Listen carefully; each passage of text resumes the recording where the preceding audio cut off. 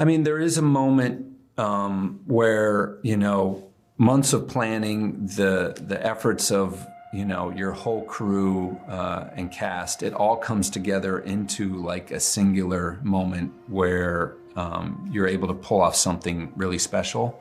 And it's just so gratifying to see the cast and crew at the top of their game, able to pull that off in that moment. And there's no feeling like that in the world, when you got it.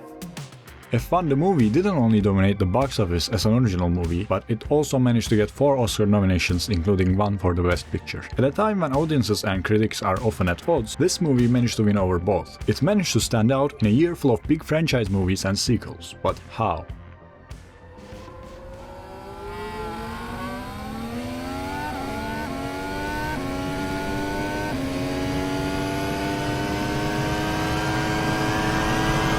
You can talk about speed, but we wanted to make audiences feel it.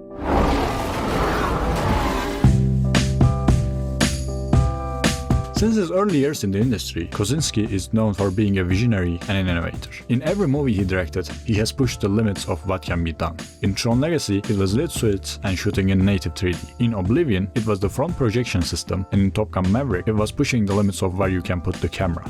When he was presented the idea of an F1 movie, he knew exactly what he was going to do. He wanted to capture the most authentic racing film ever. I've done 6 films with Claudio Miranda now, and I think we both follow the Sonny Hayes mantra of new day, new challenge. On every film, we're talking about doing something new and different and trying to capture something that hasn't been done before. We're both interested in creating those challenges for ourselves and seeing, what we can capture. And there is this kind of on set, this unspoken thing where we kind of know what we want, which makes things easier, but at the same time, we're always pushing each other to try to do something different. The duo knew how to shoot a movie, but they had no idea what racing actually feels like. They needed someone to guide them. They needed an expert. It started with reaching out to Lewis Hamilton, 7-time, world champion. I knew having him, if I could get him to partner with me and be on this team, that this idea of making an authentic racing film would be possible. I don't even need to introduce him at this point. Sir Lewis Hamilton. 7-time world champion and arguably the greatest ever to do it. He's an icon even beyond the sport. And while he joined this project as a producer, he ended up providing the soul of the movie. His experience shaped the film from the ground up. Early on, he told director Joseph Kosinski about one thing racing movies always miss: the speed. That single observation pushed the director to find new ways to capture the raw speed of an F1 car.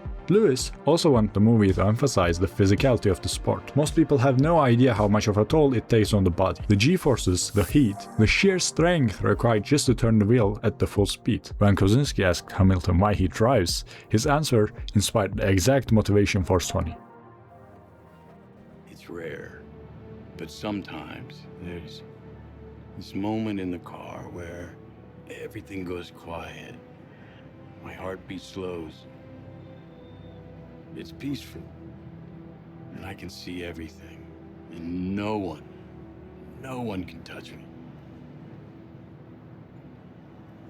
I am chasing that moment every time I get in the car, because in that moment, I'm flying. Lewis understands that feeling because he's lived every chapter of it. He was once the inexperienced but promising rookie, fighting to prove himself. Today, he's the veteran. Having been in the shoes of the both characters, he was an incredibly valuable resource for providing perspectives for both characters. In fact, he's the reason the movie starts where it does. Remember Sonny Hayes racing in the 24 Hours of Daytona? That was his idea. Lewis felt endurance racing was the perfect place for Sonny to be found. A place where the skills of F1 remain, but the spotlight has faded. He was also crucial in the editing room with his attention to detail. Having spent most of his life on the tracks, he was able to catch even the smallest mistakes. I remember there was one day where Lewis Hamilton came by the edit room and we started showing him a sequence and he stopped us. I think it was Silverstone. He was like, Steven, that's turn 7, that's not turn 5. And you're like, oh, you got me. Yeah, but I said, hey, what if we just change the signage behind that? He's like, no, you don't understand turns, man. That's a completely different kind of turn. I thought many of us would notice a turn 5 versus a turn 7, but that level of obsession is what sets this movie apart. Kosinski even mentioned going over the script line by line with Lewis. Imagine being able to consult to an expert of this level. an expert that has won 7 world championships. With Lewis providing the vision, the team finally knew what they wanted to achieve. Now, they just needed a team capable to pull it off. Apple proved to be the ideal partner for us. I feel like Formula One fits really well with just who they are as a company, innovating, design-driven, so we were actually able to use some of their technology. To capture the true speed of an F1 car, Kosinski was set on filming on real cars. They decided to use F2 cars because of safety reasons. He also wanted to be able to switch between camera angles without a cut to make the audience feel the connection between the driver, the car, and the road. They had done similar things in Top Gun Maverick, but there was a huge difference: the weight. Film cameras are heavy, while that weight wasn't a deal breaker on F-35, putting a bulky camera on a precision racing machine would completely ruin it. First, they needed a car, a custom Apex GP car. They worked with Mercedes to build the car from the ground up. In fact, the fictional Apex GP factory you see in the movie is the Mercedes F1 factory that the actual World Championship cars are built. And for the Apex GP headquarters, they used the iconic McLaren Technology Center. Then, there was the camera problem. Every F1 car has a pod behind the driver's head for live broadcasts, but those onboard cameras are limited to 720p due to space and transmission constraints. That's nowhere near high enough quality for the big screen. The team got the approval to use that tiny broadcast space, but they had to reinvent the tech to make it work. This is where Sony and Apple came in. They asked Sony to develop smaller, lighter camera bodies, then work with Apple engineers to integrate them so they wouldn't mess up the car's weight distribution. They also had Tim Bampton acting as the official liaison. He was the key that opened every door. He made the connections between the film crew, the F1 authorities, and the teams possible. Every pit crew member and driver you see on the track is the real deal. It ended up being a really interesting marriage. Like, no one was quite sure how it was going to work at first, and I think they were very cautious about having Hollywood people come into their world and tell their story, but by the end, they really did embrace us like we were an 11th team. Now they got the shots, but they still needed to blend the high-speed stunt driving with real Formula One broadcast footage. They needed magic. For me, the visual effects, at a certain point very early on, I just started taking it for granted that I could say, here's a shot, this is what we want to be in it, and it would happen, you know? It was never a struggle, and that was really a huge advantage. Lately, there's been a massive wave of complaints about visual effects. You've probably seen the social media post comparing modern blockbuster movies to 15 years ago, and surprisingly, the older CGI looks often better. Whether it's due to oversaturation in the industry or studios rushing artists, we've been used to half-baked effects. But there's a deeper truth here. While researching this film, I found a quote that perfectly explains it. The most important work isn't what you see. It's what you don't. Think about it. When you actually watched this movie, how much did you think about the CGI? For me, the answer was 0. I was blown away by the cinematography, but I never once questioned the reality of what I was seeing until I dove deeper into the production of the movie. That is the definition of invisible VFX. The team took 3D scans of the actual tracks to recreate them digitally and seamlessly blended real racing footage with stunt drives. They even performed digital car swaps to make sure vehicles on screen matched the script's narrative, all without the audience ever feeling a glitch in the matrix. The unsung hero of this film is that invisible work. They have earned a VFX Oscar nomination, and in my opinion, they absolutely deserve the win for proving that the best CGI is the kind you don't even know is there. But there's one more aspect of this movie that is often overlooked. For a film this committed to true racing experience, this next part is just as vital as the visuals.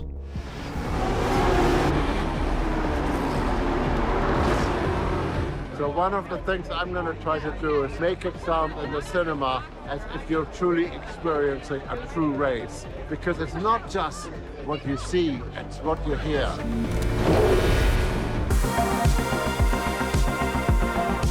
The man, the myth, the legend, Hans Zimmer. If you have an interest in cinema or enjoy movies in any capacity, you heard his music. He's the name behind some of the most recognizable movie scores of all time. He somehow managed to perfectly capture the essence of the movie in sound. It stays with you even years after watching the movie. Sound and music are especially important for a racing movie. You want to put the viewer into the car with the sense of speed and roaring music of the engine, but you also want an emotional score to empower the weight of the scene. It is near impossible to capture all without any sacrifices. Zimmer reached out to Hamilton Hamilton and asked him to describe what it actually feels like to be in an F1 car. Their conversation shaped his entire approach to the score. He wanted orchestra to sound, as he put it, dangerous yet incredibly elegant. To find that balance, Zimmer didn't just stay in the studio. He went to Silverstone to watch, hear and feel the race in person.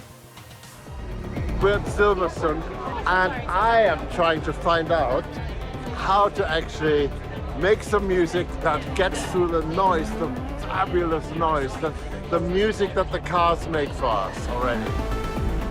If you were here, you would realize that the sound that we're hearing is so beyond anything you imagine, you can possibly imagine. Zimmer didn't just write a score and hand it over. He was deeply involved in the sound design itself. This created a level of cohesion you rarely see. In this movie, the soundtrack and the sound effects are so perfectly intertwined, you can't tell where the roar of the engine ends and where the music begins. It's a daring mix. On one hand, you have the loud, gritty industrial noise of Formula 1 car. On the other, you have a soundtrack filled with energetic modern tones. Usually, those two things would fight each other for the space in your ears. But here, it creates a perfect harmony. It makes the movie come together. In the beginning of the movie, when Sonny is getting into the car for the first time, you stop hearing the music. You start feeling it, and in that moment, you realize you are in for another Hans Zimmer masterpiece. You can have the most emotional soundtrack of all time, amazing cinematography and perfect visual effects, but if your characters don't connect with the audience, it all goes to waste. You need a stellar cast to bring your characters to life, and most importantly, you need a star to shine. And then obviously I needed a movie star at the center of it, and there's only a few people that could shoulder a film like this, and Brad was at the top of the list and someone I always wanted to work with. Let's be real, F1 the movie doesn't have the most emotionally complex script. The story is simple, the characters are two-dimensional, old and experienced versus young and ambitious. We've seen these character archetypes 100 times before, so why does it work here when so many others fail?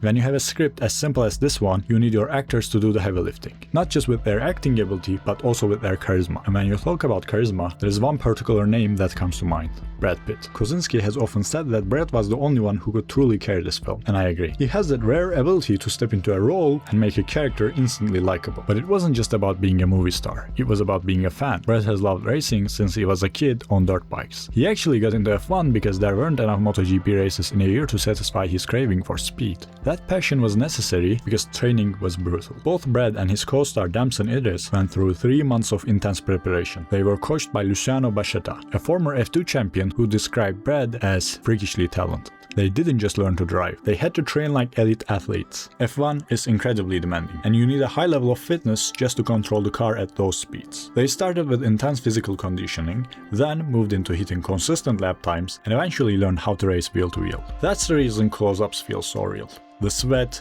the exhaustion and the thrill, it's all genuine because the actors were actually in the car experiencing it. Because the movie was filmed on location, at actual racetracks during live events, the cast had very limited windows to work. In a typical film, a single scene might take hours to shoot, but the F1 team sometimes had as little as 3 minutes. This meant the actors got only 1 or 2 takes, putting extreme pressure on them to get everything right on the first time. They didn't have any safety nets to fall back on, and somehow everything worked out perfectly. Thanks to amazing cast and crew, the final product is flawless. When you're part of a Formula One team, you're part of 700, 1,000 people who are all working in their specific areas towards one common outcome, and that's to get a Formula One car and its driver over the line first. Now looking at how a movie production works, it's so similar. There are hundreds of people who are specialists in their field who all come together to create one moment.